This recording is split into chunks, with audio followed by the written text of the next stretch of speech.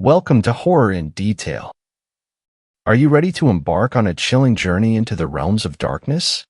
The mysterious and the bone-chilling world of horror stories. On this channel, we are dedicated to unraveling the most terrifying tales that will send shivers down your spine. First story. This story was shared by you/_coyotes_. Go man while camping? What was this? Hey, I'm not really new. I've used Reddit before, but I wanted to make this profile to tell everyone some pretty terrifying stuff that has happened to me in the past. Of all the creepiest, this story takes the cake. If you've read the Anansi's Goat Man story, you'll find similarities in mine. I couldn't believe some stuff when I read it and how it compared to this experience. It was 2007. I was with a couple of my friends camping. I was 16 and was just with some 16 to 18-year-olds on this fun camping trip out in the woods behind some of these guys' houses. We picked a spot in the clearing where it would be like a little party kind of site, although I don't do drugs or even smoke weed or any of that. I grew up with that going on all around me, so I tried to avoid it. But nobody brought weed or anything along, I don't think. So we all hung out in this clearing with 3 different tents set up, and with a fire pit in the middle. We had planned to spend 4 to 5 days. It was summer vacation, so we didn't have school. I think this was early August. Anyway, we all decided to hang out in the clearing, roasting marshmallows and everyone but me having beers. I sat around making s'mores and the sun was just beginning to set and we were all having a good time. At around 7 o'clock or so, we heard something moving in the bushes nearby, and someone threw an empty beer bottle at the bushes. We heard the smash and watched something climb out of the bushes and lumber back into the trees.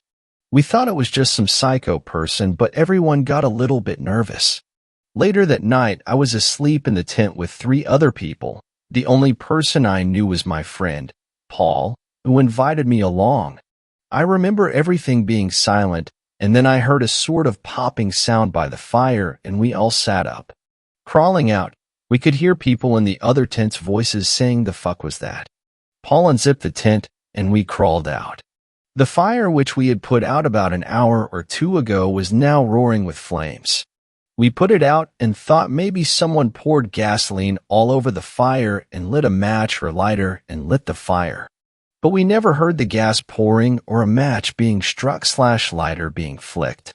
We also didn't hear anybody running away because we would have heard them. It was at this point. There was an awful smell but had a stuffy nose and couldn't make it out really. It may have been a skunk, but Paul said one of the other guys said. It was like rotten meat, but we had not smelled it earlier or since.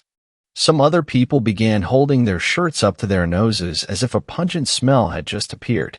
We were all a little on edge, but I guess some people agreed. Fuck it, let's just stay here. Nobody brought any guns to fend ourselves off, but one guy, who was about 18, said he had a pocket knife.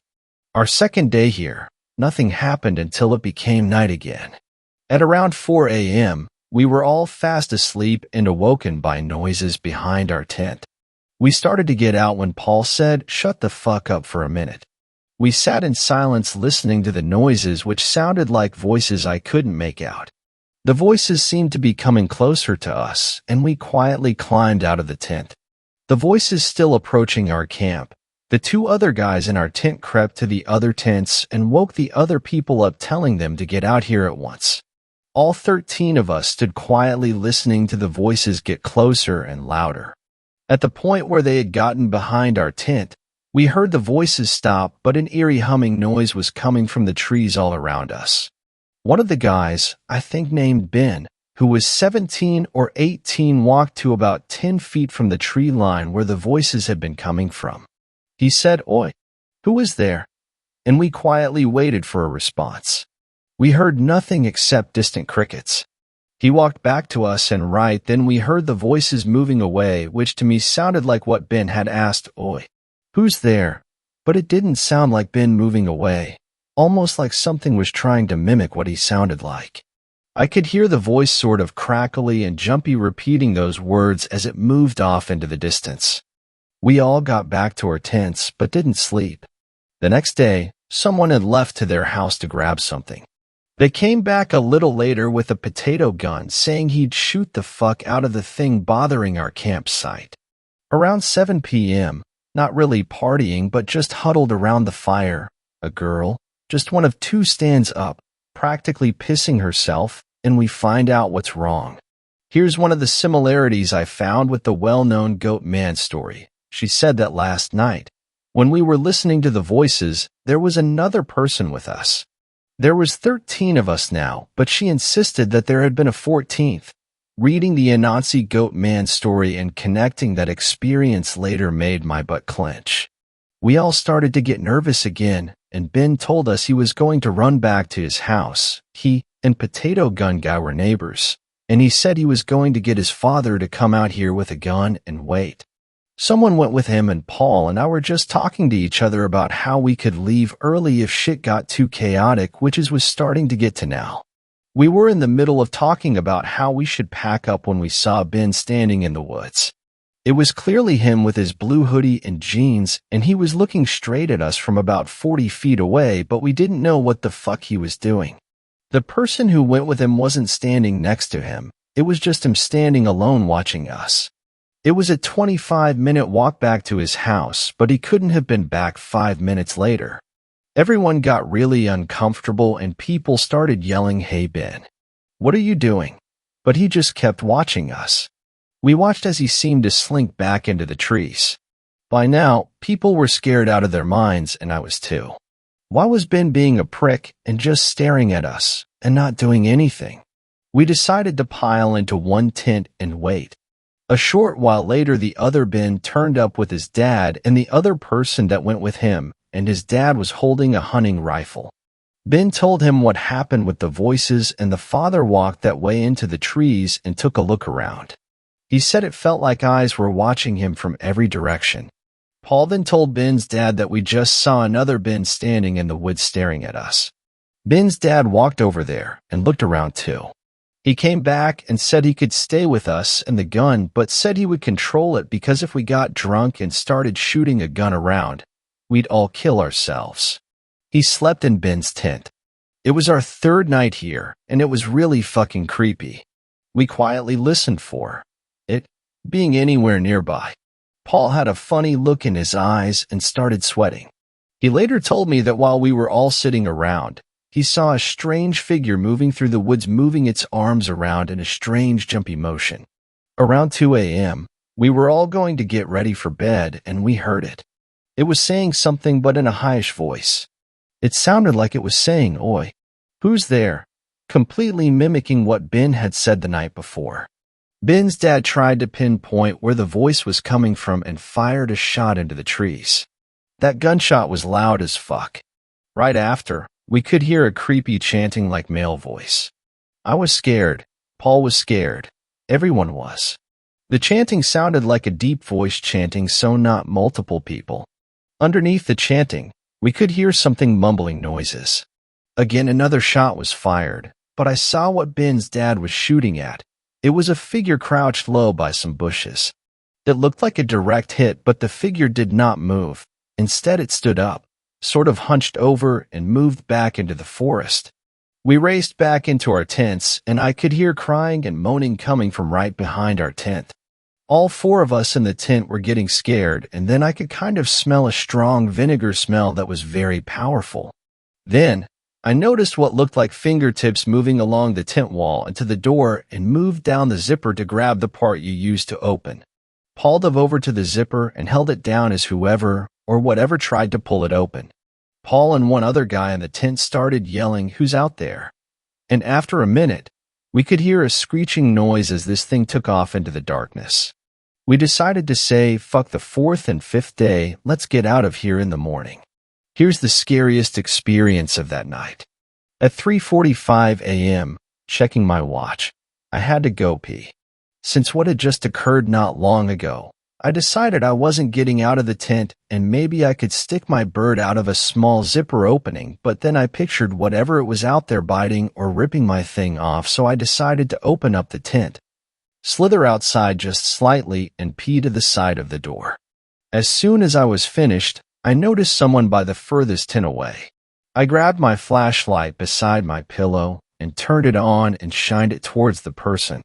It looked like Paul, back facing to me, hunched over by the tent. But Paul was right behind me, sleeping in the tent. I crawled back inside but kept my light shined on the other Paul. I whispered, "Paul, wake up." And the moment he did, I looked outside to see the other Paul stand up and turn facing toward me and stare at me. I dove back in and leapt under my sleeping bag and huddled there awake as I explained to Paul what I had just seen. I guess at one point in the night, I was facing another way and was freaking out, but one of the guys in the tent said he woke up. I still half closed as he rolled over. He could see the other Paul looking through the part in the tent flap I didn't close. He thought it was just Paul coming to wake them up, but realized the real Paul was asleep right beside him. We packed up and left. So I guess that's the creepiest thing that happened to me. I don't exactly know where this forest was. It was on private property, I think, but goddamn was that fucking scary. I have a couple different stories I can share, but I don't think they were as scary as this. Second story. This story was shared by you/Neurobros. My sister spent the night in my apartment. A few days ago, after me and my girlfriend finally took care of a terrible situation, I got a number from a person I thought I didn't know. So against my better judgment, I picked up the phone, and it was my sister. She told me she was coming over to my state for a day as part of a job trip and asked if she could spend the night at my place. Naturally, attempting to be a good brother, I welcomed her with open arms and said she was free to sleep here. Now I want to make it clear that I hadn't seen my sister for a few months prior to this, because she lives on the East Coast, so we seldom get the chance to see each other. I also hadn't talked to her for about a month due to a small argument we had, but it was nothing too bad.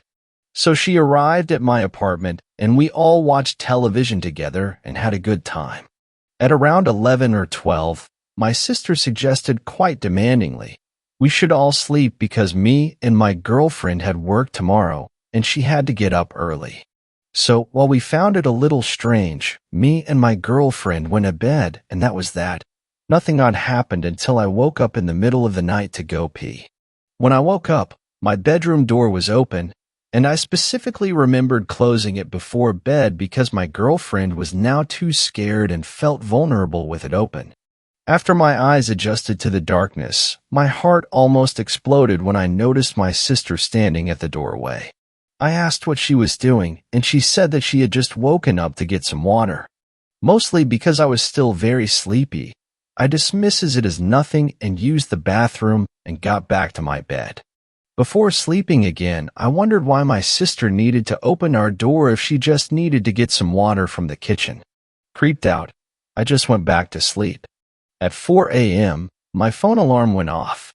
This is very wrong for two reasons. 1, I would never wake up at 4 a.m., and 2, I never use an alarm. My girlfriend is pretty much my personal alarm in the circumstance that I need one. I thought nothing of it and just switched it off. I then heard some soft giggling coming from my kitchen and got really scared. Now I don't have a gun or anything, so I just picked up a vase next to my bed and walked into the kitchen. I heard a voice from the guest room asking me what I was doing, and it was my sister. I said nothing and went back to bed and fell asleep almost instantly. I woke up at 8 a.m. to my girlfriend shaking me and telling me to wake up. She said that my sister had taken all her stuff and left before she woke up. I tried calling her to ask why she left so abruptly, but her phone was apparently off. I walked into the kitchen and saw the very vase I carried there the night before smashed into many pieces. After this, I tried calling the number I thought was my sister's again, but it was still off. I called my sister's old number, or what I assumed was now her old number, and she picked up the phone. I asked why she left without a goodbye, and she asked me what I was talking about. I explained to her the events of last night, and she told me she was in Tokyo on a trip. She Skyped me an hour later, and she was, indeed, in Tokyo, and has been for the last few days. I could see the Tokyo buildings behind her hotel window. She told me to call the police as we ended our conversation, but I didn't. I don't want the police to think this is a prank or something, but I was just so terrified. I still have no idea what happened as I write this. Third story. This story was shared by you/a lost girl 17. My roommate met the Go Man. On Saturday night, my roommate Lauren, her boyfriend Max, and I were eating takeout and watching random YouTube videos. Aliens, conspiracy theories. You know the drill. Max put on a Jeff the Killer video, and this kickstarted us watching a bunch of creepypastas. Eventually, we began to watch Annecy's Go Man.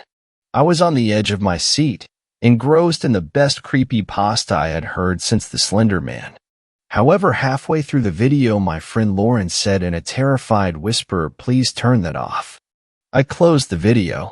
It wasn't unusual for Lauren to get a little freaked. However, when I looked at her, tears streaked her face and every inch of her body was vibrating with tension. Her fingernails dug so hard into her hands she drew blood. It took half an hour to bring her out of her petrified state. When she was reasonably calmer, in her bed, cocooned in the safety of her blankets, I asked her what was wrong. What follows is an accurate account of what Lauren told me on Saturday night. When I was 15, my parents decided to get divorced. In all honesty, I was relieved after living for months in an unhappy home. Mom and I were going to keep the house and Dad was going to find somewhere new. In order to give him time to find a new place, my mom decided to fly out to her hometown in Texas and stay with her sister for a month. I was given the option of going with Mom or staying at home, in London, with Dad. I decided to go to Texas with Mom as I'd never visited the USA before. My aunt had twins a year younger than I and lived in a farmhouse with many acres of land. I figured I'd have an amazing summer with my cousins, exploring and adventuring. We arrived and my Aunt Jess was lovely. She had the same blonde hair and voluminous figure as my mom. My cousins Hank and Courtney were lanky, blonde bundles of energy. The three of us got along like a house on fire. In the beginning anyway. The first few days were spent swimming in the lake on their land, eating a picnic of tuna sandwiches and Reese's Pieces for lunch. We were exploring the attic one afternoon when we came across a tent. I immediately suggested we should have a campout. This thrilled the twins, who suggested we camp by the lake. I disagreed. We always play at the lake. There was a massive woodland less than 10 minutes from the house. Why don't we camp in the woods? Hank and Courtney looked at each other and burst into hysterical laughter. Then they turned their freckled faces towards me, looking grave. "Those woods are haunted," Courtney stated. "Yeah," Hank agreed. "Everyone knows that." This only made me want to camp in the haunted woodland more, but Hank and Courtney refused. After days of pestering, they agreed to explore the woods during daylight, so one day, following lunch, we headed to the woods. It was cool in the wood. The trees offered excellent protection from the hot Texan sun. A narrow, dirt path snaked through the trees, so, for a while, we stuck to the path, venturing further in the woods. "But let's not go too far in," Courtney kept repeating. At some point, Hank seen a tree swing just slightly off the path and sprinted towards it. I sprinted after him, and reluctantly Courtney did too. "Climb on." Hank gestured towards the swing, and I clambered on board. He began to push me, so high. I was laughing hysterically, feeling free as a bird. Hank and Courtney laughed too, and soon all of Courtney's fear was thrown out the window. She was giggling. "My turn next. My turn next." Then, we heard a rustling in the bushes. Heart racing, I dismounted the swing. "What was that noise?" asked Courtney, fear creeping back into her voice. "Just an animal," Hank said. He didn't sound sure. The air was filled with a horrible smell, kind of like sour milk. We all covered our mouths and noses with our hands. Courtney gagged a little. "Let's get out of here," I said, a sickening feeling in the pit of my stomach. The smell followed us all along the path, and every once in a while we'd hear a rustle or the snap of a branch from the depths of the forest. "Just an animal, just an animal," Hank kept muttering. I couldn't shake the feeling that we were being watched, so towards the end of the path I grabbed both Hank and Courtney's hands, and together we sprinted home. We all agreed we would never go back to the woods again. 2 nights later, I was in bed drifting off to sleep on the sofa bed in basement, which long ago had been converted in an awesome games room with a pool table, TV, and sound system. The basement stairs were really creaky, and I heard footsteps coming down the stairs. I sat up, and there was Courtney at the foot of the stairs. This wasn't unusual, as many nights, when Courtney couldn't sleep, she'd wander down to the basement, and we'd cozy up in the sofa bed together and watch movies until we drifted. Not tonight, Courtney. I told her, I'm deadbeat. Deadbeat. She repeated. There was that smell again, like sour milk. Yeah, tired. My turn next, she said, and I noticed there was something weird about her voice. Each word was drawn out like she was just learning to speak. Her pitch was off too, way too shrill. I flipped on the lamp next to my mattress to get a better look at her, and her eyes were blank and emotionless, just staring right through me. A chill crept over me as she staggered, like a baby learning to walk, over to the sofa and sat herself down on it. Are you okay? I asked her. OHKY, she repeated in that same, off-canter voice. Then her whole body started to shake and convulse. I sprinted out off the basement to my aunt's room and started to batter on her bedroom door. She appeared moments later, eyes full of sleep, dressed in a pink robe. Lauren. She sounded annoyed, but then must have seen the terror in my face. Lauren, is everything okay? Her tone now alarmed. Courtney is in the basement. I think she's having a seizure. The commotion had risen Hank from his bed, and the 3 of us ran down to the basement. Only when we got to the basement, Courtney was gone. The sour smell still lingered in the air. We ran back upstairs calling out Courtney's name. She appeared moments later dressed in pajamas, not the shorts and tee I had seen her wear moments before. What the hell is going on? Courtney asked, both confusion and annoyance in her voice. My aunt explained to her what I had told her. If this is a joke, Lauren, it's not funny. Courtney turned on me. Waking me from bed at 2 a.m. is one thing. How dare you wake my mom? But. My aunt interjected, Courtney, your cousin is going through a difficult period right now. Divorce isn't easy. Go easy on her. I tried to defend what I saw, but it was no use. They all looked at me like I was a raving lunatic. I returned to the basement and sat awake all night with the light on. The next day, my cousins were super frosty with me, and my mom gave me a lecture about playing pranks on the family. I was so confused. Were the twins pranking me? If so, it was a super cruel joke. It didn't seem like their style. Maybe I had dreamed the whole incident. A few nights later, I was in bed asleep when I was awakened by a piercing scream, Courtney's scream. I sprinted from the basement to where my mom, Aunt, Hank, and Courtney were all gathered on the upstairs landing. You. Courtney thrust her finger at me, shaking like a leaf. Me. I said dumbly. I woke up, and she was standing over my bed staring at me. It was really creepy. She just kept repeating Courtney, Courtney, Courtney in a scary voice. When I screamed, she ran away. Now I was sure Courtney was the one playing pranks, and I wasn't gonna let her get me in any more trouble. Bullshit. It slipped out, and my mom gave me a sharp slap from my tongue. My aunt just rounded on me. Bullshit? Huh? I seen you sprinting down the stairs wearing the very same night shirt you were wearing now. That's impossible. Are you calling your aunt a liar? My mom demanded. No, but. I trailed off while my family all glared at me. I'm so sorry, Jessica. Mom apologized on my behalf. I won't have your daughter terrorize my kids. And Jess replied, hands on hips. We left Texas and flew back to England the following day, 2 weeks early. My mom keeps in touch with Jess. I've tried emailing Hank and Courtney, but they never respond. That bridge is forever burned.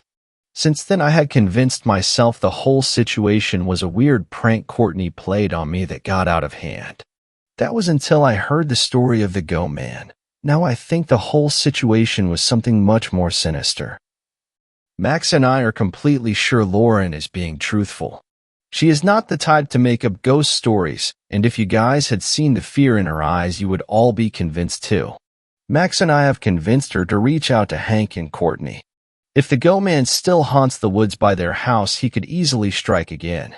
Lauren has asked them if the three of us can fly out to Texas and investigate. We are awaiting a response. I'll keep you all updated. Fourth story. This story was shared by you/Sir Dimmadome. Do skinwalkers laugh like SpongeBob? This is something that pops back up in my mind from time to time, usually in my nightmares.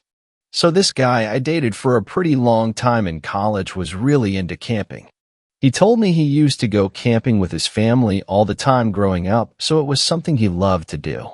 Admittedly, I wasn't the biggest outdoors type person, so as a substitute for camping under the stars, I agreed for us to rent a cabin on a campground for weekend getaways.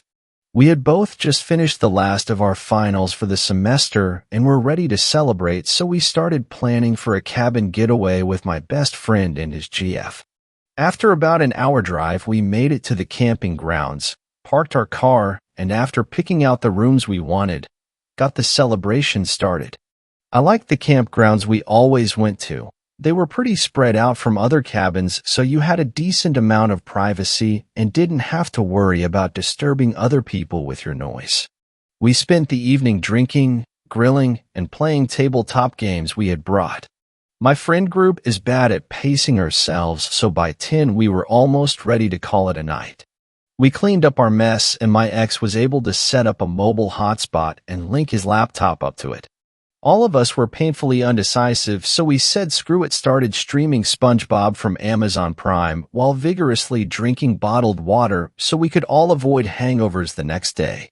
We watched around 5 or so episodes together before we all were about ready for bed. So we packed up the laptop, said goodnight, and headed to bed.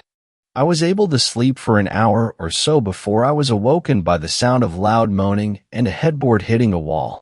I knew my ex was a light sleeper, so I rolled over to see him looking at the ceiling with a heavy annoyance on his face. We made eye contact and laughed, maybe from the sheer awkwardness of hearing our friends going at it. However, neither of us wanted to continue to listen to the loud ass humping going on, so we grabbed my ex's vape pen and headed outside for some fresh air. We sat on the bench right outside of our cabin and smoked and just chatted for about an hour. Maybe it was the moonlight, but things got a bit frisky, and we ended up making out. As things were getting a bit handsy, I noticed I heard what sounded like clapping from somewhere in the distance. I knew my ex heard it, but I had to practically shove him away and force him to stop and listen. He joked that maybe it was someone else having a bit of fun, but it just didn't sound like that to me. We were about to pick up where we left off, but my heart damn near exploded through my chest as I heard a laugh coming from somewhere in the surrounding woods. A human laugh was one thing, but there was no reason for SpongeBob's laugh to be coming from the woods at 1 a.m. Anyone that has seen one episode of SpongeBob can instantly recognize the laugh, so I know what I heard. I felt my ex tightly grab my wrist, so I knew he had heard it too. We heard it over and over. It sounded like it was coming from a ways away, but it sounded so clear. It wasn't a continuous laugh either. Instead, it would start and stop over and over. It would start, last for about 3 seconds, then start a second or so later. I'm not saying no other campers could have been assholes, but I really don't think SpongeBob was camping in the area. It must have went on for about 5 minutes before it suddenly stopped. My heart was pounding hard, but I didn't even feel like I could move. I slowly got to my feet and tried to tell my ex we should head inside when I heard a loud-ass voice yell, "Hey." It didn't help that this also sounded like SpongeBob's voice, but it sounded slightly deeper and had a weird echo to it. My ex jumped up this time, finally realizing we were about to be in some bizarre Nickelodeon horror movie.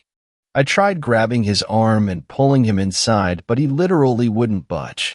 That's when I heard something go zooming by my head and smash into a tree right to the left of us. When I say smash, I mean it. Whatever hit the tree hit it so hard I thought the thing would split in half. I didn't need to witness anymore and turned to sprint inside. Thankfully, my ex was right on my heels. We locked the door behind us and headed to our room, locking that door as well. We both laid there awake for the rest of the night, listening and waiting for the laughing to start again or for something to go flying through the window. What we did hear was 3 solid and loud claps from somewhere close to our cabin, followed by the sound of a bunch of wood cracking. It only happened once, but it gave me the energy I needed to stay awake until the sun came up. As soon as we heard my friend and his GF moving around in their room, my ex and I ran to knock on their door to let them know what we heard. It took us a while to actually convince them, but after we finally did, they both looked pretty shook themselves. We decided to call the campground facility management office, who assured us this had been one of their slowest weekends regarding bookings, and that noon had booked any cabins nearby. With that information combining with no one wanting whatever we heard to give us another visit, we decided to cut our weekend trip short. This is also probably a good time mention that we went outside to see if we could find whatever hit the tree next to us. It took us about 10 seconds to spot the football-sized rock that had been launched at the tree, along with the large crater it had created in it. I promise you, this made us only pack up 10 times faster. We made our way back home, and after we had unpacked, I wanted to do a bit of paranormal research on the area. Turns out a very small group of people think the area is frequented by skinwalkers, as people have heard voices of their friends coming from the woods at night, along with a couple sightings of a tall, slender man with long hair wandering around near cabins. Yet we begin to frequent a lot more beaches after that. 5th story. This story was shared by you/Electric Zone. Go Man in the Mountains. You see, I was young and my imagination was wild, but what I am about to tell you still terrifies me to these days. I went camping. The camp was located in the mountains. We went for 2 weeks, but hell these weeks would turn into. It was a night for telling stories, scary stories. Also, I was the only person sitting with my back to the fence. The fence was a barber fence, and the bushes were growing on the other side. We had animals, so we took care of them. So here we had deer, wolf, 2 horses, and few wild birds. So everyone was telling scary stories. We were 17 people around the fire, all girls and boys. Then my turn came to tell a story, and I decided to tell the story of the Go Man. I started with telling the Anansi story. Everyone knows the story, so I don't think I need to write the whole story, but when I was telling them about the guys in the story being freaked out and hiding in the trailer, a goddamn branch snapped behind my back. Don't forget, I was sitting with my back to the fence. Everyone bolted up, and I almost jumped over the damn fire pit. One of the boys, Vlad, pointed his flashlight to the darkness of the woods, and we tried to see something, anything.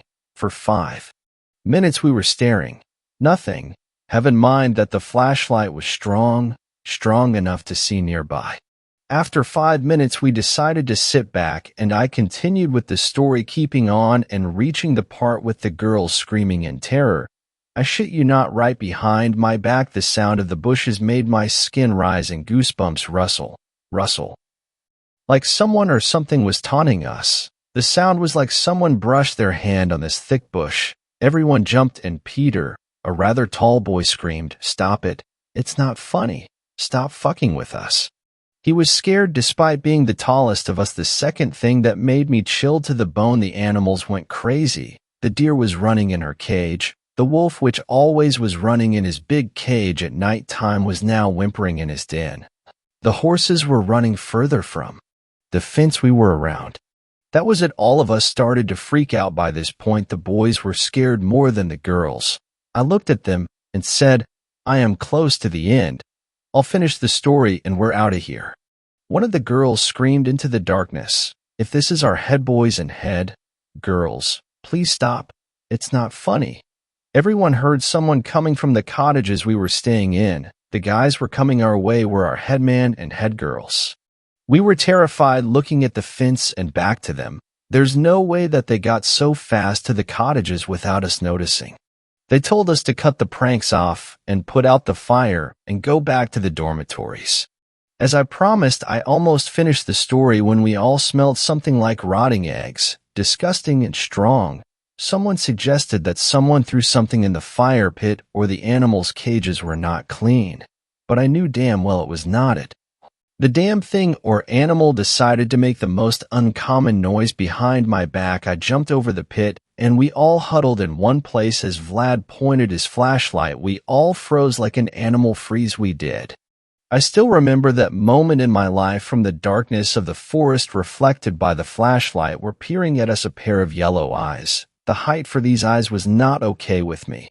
We were staring at each other for good 10 minutes when it decided to bare its teeth and screech at us. We all bolted, forgetting about the damn fire. As I turned around, these damn eyes were peering at us and shinning in the damn darkness without the flashlight. We all run inside our dormitories, and the head boy of ours asked us, "What the hell is going on? Why you didn't put out the fire?" He was angry, but we didn't care. We refused to go back there again. When he came back after putting the fire out, he looked paler than usual and said for us to go and sleep. He locked the doors and windows, which we never did before. All of us couldn't sleep, hearing the strangest noises coming from the woods. Noises that were not like any animal we knew. This night, nor we, nor the animals were calm. The next morning, we went to look at the place where we had our stories. I shit you not.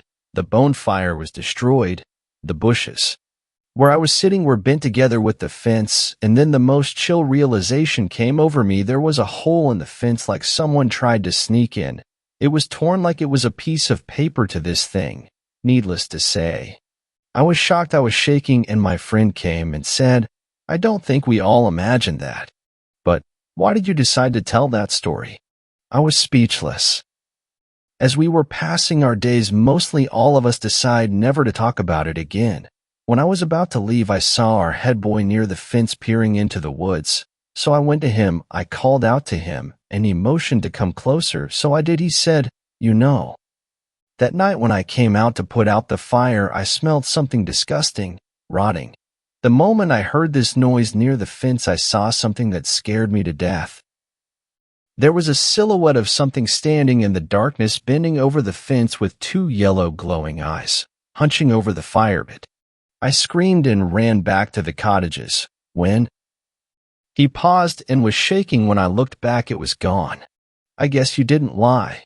Next morning, I saw a hole in the fence, and the animals were jumpy. So I saw from the other side of the fence prints, but not ones of a boar, doe, elk, or some other animal. Those were cloven-like goats." He looked at me with teary eyes. I felt regret telling that damn story. I didn't think that it will become such a terrifying reality. Just a myth, right? Just a story. Years pass, and I still can't bring myself go alone camping or going to the mountain, only in big groups. So that's my story. I felt like it was a long time till I made myself write this here. So I hope people will learn never to mess around with him. Sixth story. This story was shared by you/WelshGuy78. My encounter with the Goat Man. During 1999, I worked briefly as a vacuum cleaner salesman. Yes, the job was as terrible as it sounds, which required very late nights, as I was often at customers' homes till around 9 p.m. before having to go back to the head office to check out, then drive back home, often not arriving home until 12 to 1 a.m. I was working late this one particular night and was on the home stretch, around 10 minutes from home, when my old crappy cheap Ford Fiesta started to overheat.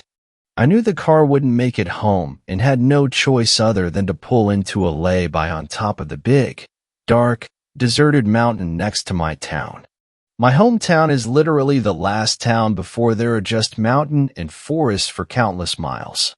As I pulled into the mountain parking area with steam pouring my engine, this is 100% true by the way, a white humanoid figure, obviously surprised that a car was pulling into a deserted parking space in the middle of the night, ran directly front of my headlights as it sprinted from the edge of the clear side of the parking area and into the forest on the other side. It had no clothes, features, genitals, and hair, etc. Just a white figure with two arms and two legs that appeared almost luminous and reflective in my lights. To say I shit myself is a bit of an understatement. My eyes popped out of my sockets when it ran in front of me. But then I realized that I was stuck in a dead car in a deserted mountain lay-by in the middle of the night with no mobile phone signal, as this was back in the days when mobile phones were just starting to become popular. but large chunks of the country were missing from network coverage. I had no choice but to sit there for around an hour until my car cooled down, as it gave up the ghost pretty much the second I pulled in. So I sat in my car, alone, staring directly into the forest where the thing I saw had run. No weapon, no way to contact, any way to let them know where I was, and no passing traffic to possibly flag down. During my wait in the car, I obviously started to wonder what I had seen. I knew for a fact that I had actually seen something, and it was not a trick of the light. That much was clear. I discounted sheep, horses, foxes, or any other animal that populated the Welsh mountains, as I was certain it a two-legged humanoid creature shape with roughly human head, body, arms, and legs proportions. The obvious answer would have been that it was some very strange man who for some reason was wearing a white entire body stocking. Think Charlie's Greenman in It's Always Sunny. But since we were miles away from the nearest home, and I was the only car around, it's highly unlikely that someone would have spent hours walking through thick forest just to hang out at a parking area in the middle of a forest wearing a unitard. Since I could rule out possible animals or humans, I had to consider the alternative, which isn't a nice thing to think about when you were stuck in a broken-down car with this creature very possibly still outside. I didn't think it was aliens, as it was too tall compared to the classic look, while any type of apparition or ghost doesn't tend to run away from people when surprised. I'm not sure if there is some kind of Welsh version of a Wendigo, but if I had to categorize the encounter, this would be my number one choice. There was always talk of satanic rituals and witches practicing in the forest when I was a kid, and also of illegal bare-knuckle fights where people had been killed and buried there to cover up the crime. But I didn't think much of it at the time and always wrote it off to superstition and rumor. But now I'm not so sure. Eventually my car cooled down enough for me to limp back home. No one really believed me when I told them what I saw and are adamant that it was a sheep. But to this day, I will swear that the creature I encountered was something different. I've been in the forest many times since camping, biking, and hiking, and have never seen anything like that again. But whenever I go there, I am always aware of the possible presence of the goat man. 7th story. This story was shared by you/Sir Dimido. I was saved from a skinwalker. For about a year and a half, I, 22M, dated my ex, 23M, who was Native American, specifically Navajo. Our relationship got serious enough that we introduced each other to our parents. He and his family lived close to our college, so I would go over there quite frequently for dinner or just to visit. During spring break, his parents invited me to come with them to a log cabin they and their extended family had rented for a weekend. I accepted and honestly got kind of excited, as I felt like my BF and I were moving up in our relationship. I also could count the number of family vacations I had taken growing up on one hand, so there was that. The night before we drove to the cabin, my BF's parents invited me over for dinner, and after they sat me down to talk to me about the next couple days. I already knew my BF's grandparents were extremely in touch with Navajo traditions and could be harsh to certain people they saw as outsiders. They basically explained that they may not accept me immediately and that they apologized if at any point they offended me. I thought about what they said the entire drive to the cabin, and it honestly only made me even more nervous the closer we got to our destination.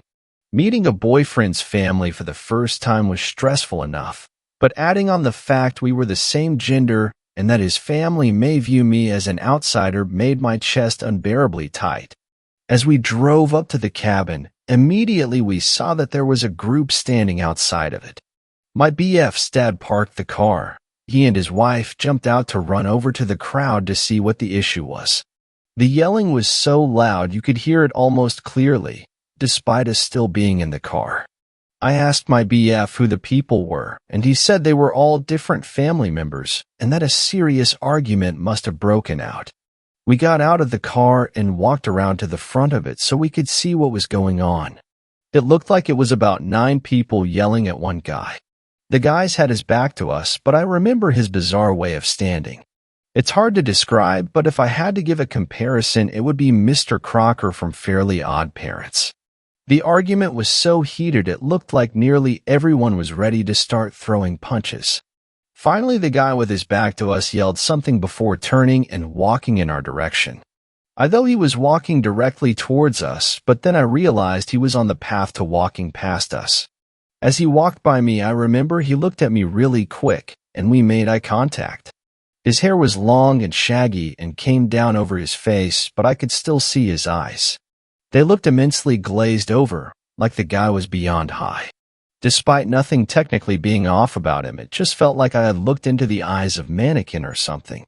Getting over my uneasiness, I noticed the guy hadn't walked to a car, but instead had continued to walk until he walked into the woods. I turned to my BF and asked where he was going and who that was, and he said that he was pretty sure it was one of his uncles, but he hadn't seen him since he was a kid. We both assumed the guy had maybe went to blow off some steam or walk off a high. My boyfriend's parents came back and said everything was fine now, and that we could take our bags out the car to head inside. Log cabin was honestly an understatement. The house they had rented out for weekend was massive. It had enough rooms where everyone's personnel family had their own rooms. I was beyond shocked to learn that my BF's parents had gotten us our own room, although it was the smallest. We settled down, and then I got to go around and meet my boyfriend's family. Unexpectedly, everyone was beyond nice.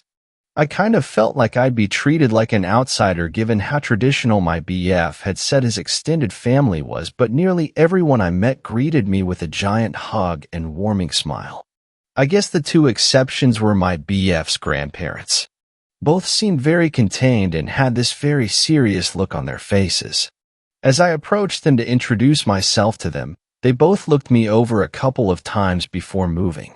Soon they both stood and gave me a very strong-handed handshake and pat on the shoulder. It wasn't a dream-come-true loving welcome, but it was at least a gesture of acceptance.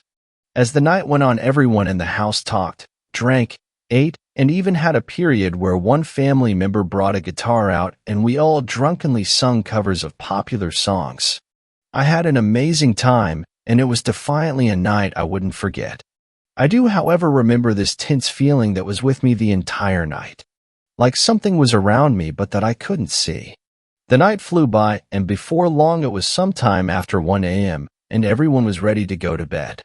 Before anyone made their way to the room for the night, my BF's grandfather called everyone into the living room for a family meeting.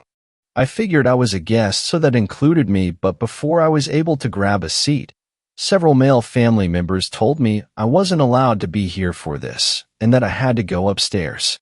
I was kind of disheartened by this, but I made my way up to my room.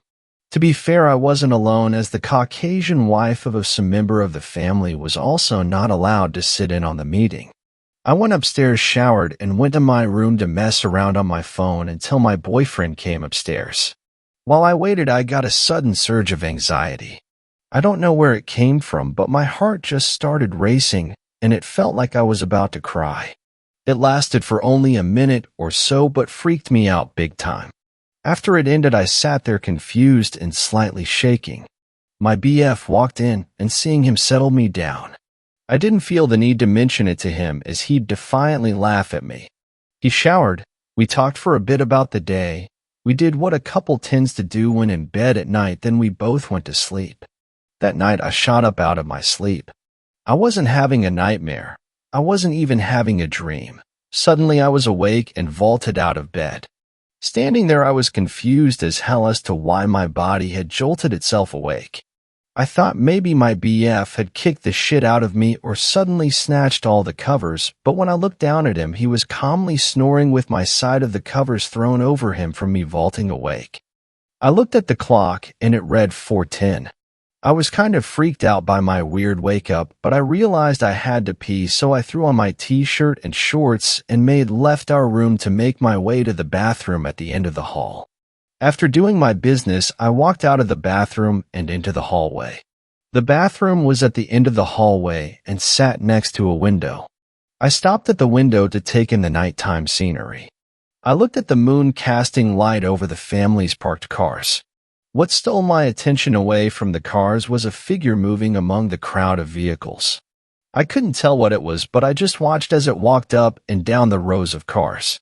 I figured it was someone maybe looking for their car in the darkness of the night, but as my eyes adjusted, the figure clearly wasn't walking like a person. It looked like a black dog or wolf or something four-legged. We were in a heavily wooded area, so I figured it wasn't abnormal for wildlife to wander close to the house. But then the figure stood up. It didn't stand, wobble around, then plant its front legs on the ground. It stood and continued moving through the rows of cars. I watched as the thing walked with a stiff gait around the vehicles before it just stopped to face the house. The darkness seemed to coat the creature as I couldn't make out any of its features other than its outline. Then it simply looked up at me. Not in the sky or up at the house, but at me. I couldn't see its face, but I knew it was looking at me directly. From its dark form, I saw two small white dots on its head. Just two pinpoint-like dots that stared at me from outside. I don't know how long we stared at each other, but what I do know was that before I knew it, I was walking downstairs into the front door. I just moved, no reason or wanted, but my body was suddenly in motion. As I unlocked the front door, an iron-like hand grabbed my wrist so hard it hurt. I looked over and saw my BF's granddad standing there staring at me with a look that I'll never forget. He didn't say anything. He just relocked the door and turned me to face him. I saw him place something against the door before he pulled out something from his pocket. With a light, he lit it and circled it around my head, saying something under his breath. I remember being utterly confused, but just completely submissive to whatever was going on. As he finished, he used his fingers to put out whatever he lit and told me to go back upstairs. Slowly, I moved back towards the stairs, but as I turned around, I saw him pick up what I realized was a shotgun from off the doorframe. I walked upstairs and stopped before entering my room. I looked at the window and didn't even have to walk over to it to know that that thing was still out there. I laid back in bed, and after about 30 minutes of ceiling watching, I went back to sleep. It was easily the worst sleep I'd ever gotten. I had what felt like 24 hours worth of nightmares that was just me running from something. I was running in slow motion and could hear something fast running after me. Right as I heard it get to me, the dream would restart. I woke up later that morning around 10 a.m. or so and saw my BF was covered in sweat as he slept. He never sweated while he slept, and the room was a cool 64 degrees, so I found it disturbing. I literally had to shake him for about 5 minutes before he woke up. At first, he just dreamily stared straight ahead before he registered I was looking over him. I can honestly tell you that my BF is a part of our college's ROTC program, and he is used to waking up early. 99% of the time, he would wake up 2 hours before me when he slept over. Not to mention in the rare cases that he did sleep longer than me, he would snap awake whenever I touched him. He lazily got dressed before we both went downstairs to find the entire house in a dreamlike state. Everyone moved through the house like zombies, and everyone seemed half dead. Before anyone worked on breakfast, my BF's grandfather called for another family meeting. I was still not allowed to listen, but this one lasted much longer than the last. When it was over, my BF and his parents told me we were packing up and leaving. I couldn't argue as everyone in the house simultaneously moved to their rooms to pack up their items. Within an hour, everyone had packed up and placed their belongings in their cars. As we drove away from the massive cabin, I couldn't help but feel like those same small white were watching us from just out of sight. During the ride home, my BF, the car was quiet. When we stopped to get gas, I tried to ask my BF why he had left, but he just looked at me and said it was hard to explain. Even after they dropped me back off at my campus apartment, I wondered if the reason the trip had been canceled was because of the figure I had seen that night, as well as the dreamlike state everyone had woken up in. Up until we broke up, I would ask my ex why the trip had been canceled, and he never really gave a direct answer. He'd just say that I wouldn't understand, or that it was a family dispute. It wasn't until after we broke up that I saw a documentary on skinwalkers. It made me shudder to think what would have happened if I had opened that door and walked outside. Thanks a lot for watching the video till the end. Subscribe to our channel Horror in Detail. Drop your opinions/suggestions in the comments section. And like the video as it helps with the YouTube algorithm.